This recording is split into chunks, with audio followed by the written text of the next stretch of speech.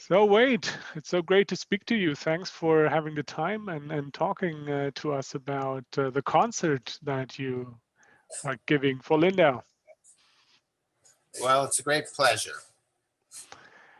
So you've been playing this concert in your backyard. What did your neighbors say about that? Do you have any neighbors? Some people clapped. Some people looked a little surprised. I felt, during the pandemic, most musicians had no choice, right? They didn't know what to do. So there's been a tremendous amount of people trying to find a replacement for in-person concerts. And Right. uh, I observe that most of them are pretty frankly awful because it's a kind of simulation of a concert, very frontal, very static, to an audience that can't respond, you Right. know? And so it always feels very staged and artificial. So I thought, well, how do you solve that problem?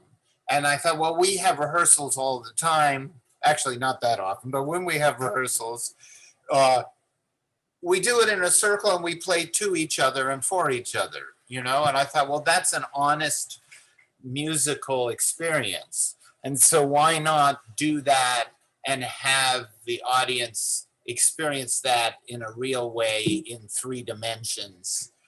Because I think that would give a much more dynamic relationship. Right. Uh, and I also thought the location in my backyard was important because the band is very much a New York phenomenon. Everybody Yes. here comes from all different backgrounds and places and histories, and that's very much how New York is. And Yeah. that's very much reflected in the music. And of course, Harlem has one of the more profound musical histories in America in terms of our culture. So that also is important to me. Right. You mentioned the COVID-19 crisis. How has that affected you as a band? Hardly any opportunities to play, I suppose. Yeah, I mean, I think in terms of performing culture, the pandemic has been probably more devastating than anything we can think about in recent history, certainly, but maybe in history, simply because there was no possibility of performing live. And, music is one of the art forms that's experienced in real time, right? If you make a Yeah. painting, you make it and you leave it and somebody can come and experience it on their own time. But with music, it's a one-to-one experience in terms of performance.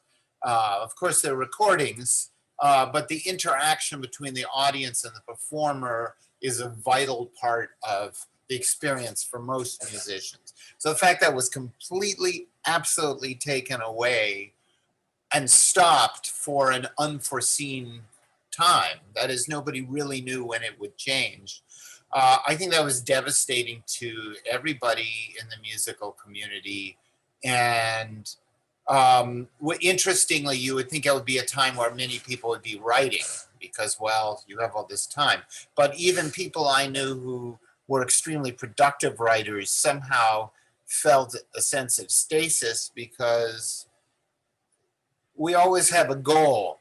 And if there's no known goal, like I'm writing this for this time or this experience, it kind of made everybody kind of in suspension. And then also, Yes. I think the pandemic itself was so much bigger historically than it's easy to comprehend. I think that affected people's sense of what to write about. Yeah. So does this influence your music? Are you writing new songs about this strange experience? No, not at this point. I mean, I think it's a very hard thing to digest. Yes. What is shocking to me is how well the video went because we hadn't really performed in a year. I mean, very few Really? times. Yeah, we played once once or twice in Central Park, but that was it. So really, most of us had not been playing, but everybody came back together almost as if there hadn't been a pause. Um, Oh, you don't notice that from the concert. It turned out beautifully. well, I notice it in my own playing. But Okay. um, yeah, the thing I was thinking about in terms of relationship to your organization is, both the idea of collaboration, which is fundamental to what we do, and the idea of um, communication. What's interesting Yes. about music is that you don't have to know a language to be deeply moved. That's kind of a magic trick. That's kind of a miracle. That is, I listen to music. Most of the music I listen to, I don't understand the language, and yet it affects me on a very profound musical, emotional level. So the fact is that it sidesteps verbal language in a way and goes to another part of your psyche, I think is fascinating.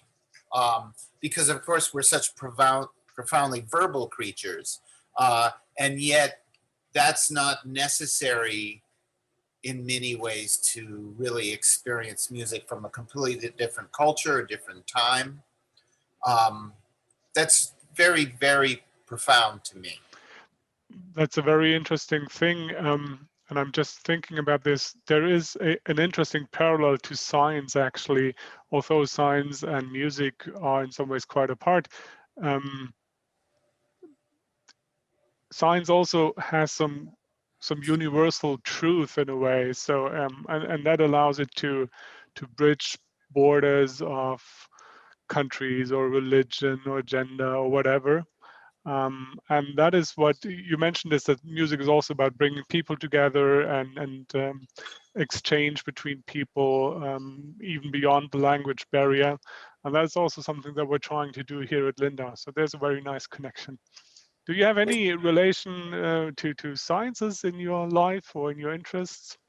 Um, well, I'm uh, somewhat obsessed with zoology, Oh, and animals have been a huge part of my life interest since childhood. Actually, my goal as a small child was to be a zoologist. okay. So, and animals actually often figure in the music. Um, and my father was a sociologist, so and in fact, I studied art before I studied music. So uh, academia has been a part of my background. Um, but it's a funny thing about music. It's math in a way, right? Yes. But absolute precision is not how it works. That's the interesting thing. Perfection doesn't create great music. So, I think I'm always amazed by drummers because they're always thinking about time and they're always in time. I always feel like a drummer lives in a different world than us because they're always aware of time before and after and during, and they feel comfort in that knowledge and flow. Whereas I do everything intuitively. I don't count, I don't read music. I write music, I write songs, but I can't read or write. So it's all internal math, Interesting. internal Yeah. intuition. And so it's interesting to me that you can come to music both from an intellectual, scientific, mathematical point of view, but you can get to the same place completely through intuition. Um, Yes. and I'm not sure entirely what that means uh, in a scientific way. But again, that relates to the fact that you don't have to know a language to get a feeling. So there's a place where the science and emotion completely interact from different angles to the center, right? It is very interesting to see that many of the Nobel laureates are actually also very talented musicians. So somehow that must be wired in the brains. It's not true in all cases, but in surprisingly many cases. That's very interesting. Yeah, I was actually, as we were recording, I was thinking, my God, they probably all play Paganini, and I'm going to seem like a total primitive. No, no, Well, no. I mean, there's probably also there. I think there is a relationship between math and musical facility, and I think there's also a cultural relationship between, uh, you know, study and how people learn and how cultures deal with, classical musical culture.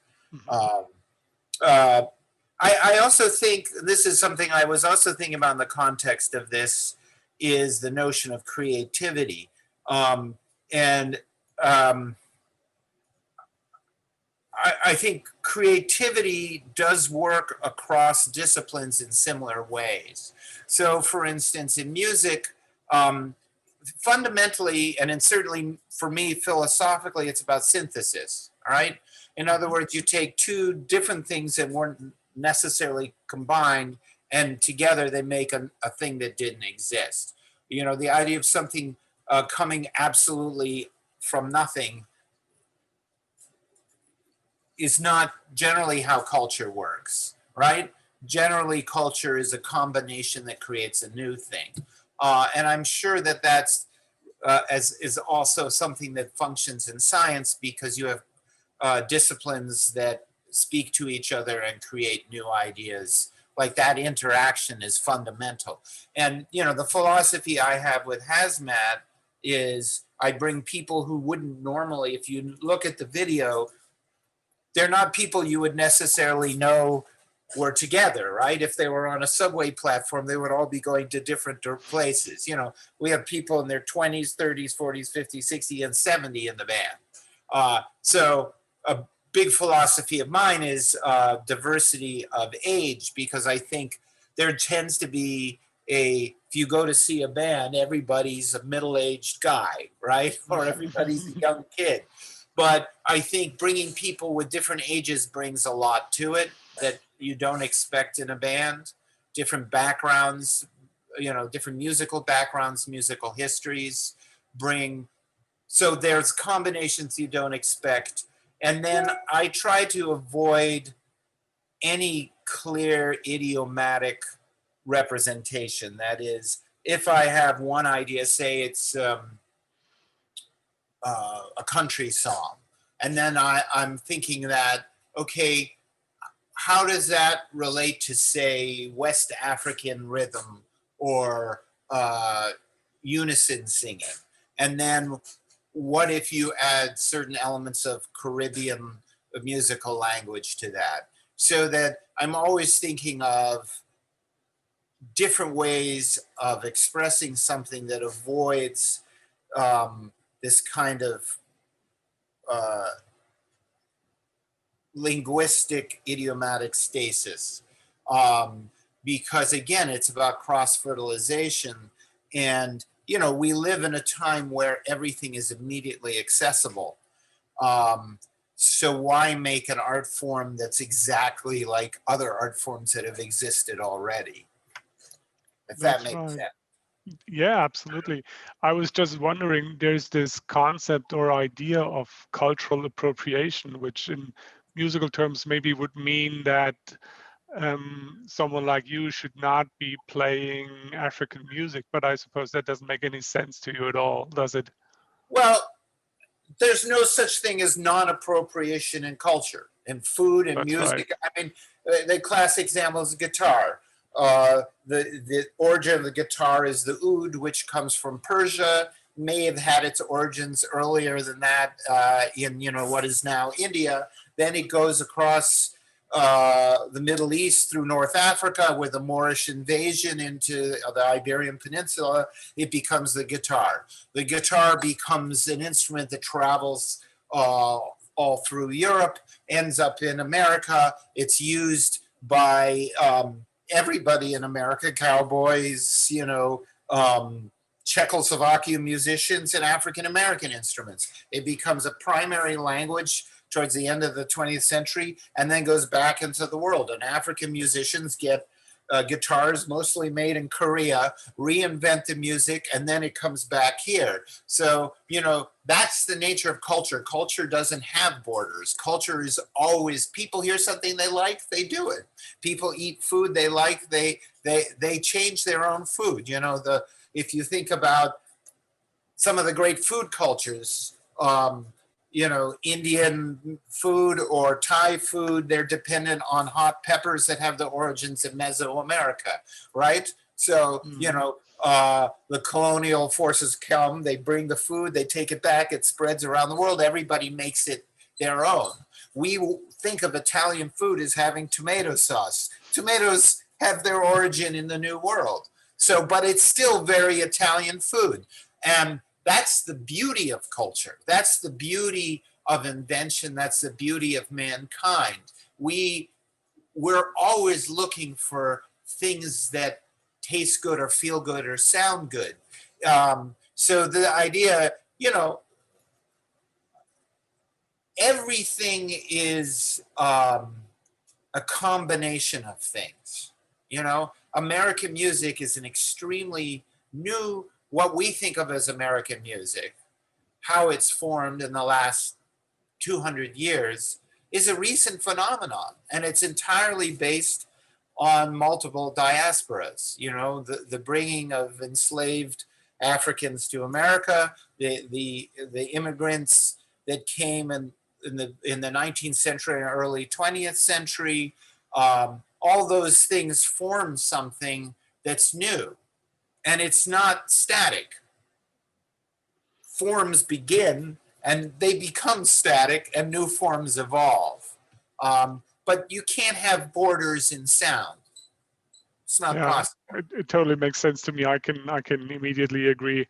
And I suppose you would have been a great scientist. Those are all concepts that you can easily also translate to science or what science should be. We're talking a lot now about open science and inclusivity in science and sharing all the data and all the knowledge more widely and more openly. And there's an easy to see connection between what you just very nicely said and what we're talking about here at the meeting during this week. There's universal elements. For instance, we've collaborated with the throat singers of Tuva. Tuva is part of Central Asia. We've collaborated with artists from Mali, from Benin. And, there are certain commonalities, for instance, a pentatonic scale, which tends to be largely universal in certain cultures, Chinese music, Central Asian music, South American music, a lot of European music, all use the pentatonic scale. So that becomes a common language in a sense. There are places where everybody meets, songs about love, songs about sadness, songs about heartbreak, songs about family, songs about horses. Right. The Tuvans are a culture that has its relationship to the history of domestication of horses, right? Well, American music has the whole cowboy history, which is about the introduction of horses into North America. So, they have certain rhythms that they have in common that probably relate to just how horses move. Yeah, I see. So talking about moving, what's next for Hazmat Modine? Going back on tour? Are you actually? I've seen you quite a lot here in the Lake Constance region. You've been to Bregenz and Hart, which is only 5 kilometers from here. Are you coming back anytime soon? Oh, I'd love to. I mean, we had a tour that was canceled for the pandemic, and then we had a tour supposedly this summer that was canceled, and now we have a tour for next summer. We've all been vaccinated. So, as soon as people want us, we'll come back. You live in one of the beautiful areas in Europe, and I would love to come back. So, yes, I look forward to swimming in Lake Constance again. Yes, we would also love to have you back, and maybe you have at some point a chance to come to Lindau, maybe even to the meetings. Who knows? So, okay, I have one last question that I suppose you've been asked a million times, but just one more time. What does the mean, the word, the name Hazmat Modine mean actually? Where does it come from? Well, hazmat is simply a term for hazardous materials. Right. Um, and Modine is a brand of heaters that are made in Wisconsin. Um, and I like the name simply because it sounds somewhat exotic, but it's entirely American. I like the idea that there's a certain intensity to things.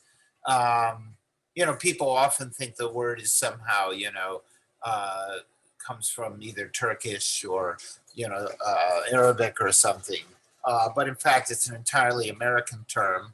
And a lot of hazardous materials are probably entirely American. And I like the name Modine simply also because it referenced something in New York, in lofts where artists lives. They have these heaters that hang down, and they all say Modine on it. So it's a. I think the band is hard to explain what it is, and I think it's a name that it's hard for people to understand. So I think it works together. Very well. Well, Wade, thank you so much for that little chat and answering all my questions. And we're very excited about the concert that you've been playing for us. Thank you so much for that. Thank you so much, and it's a great pleasure.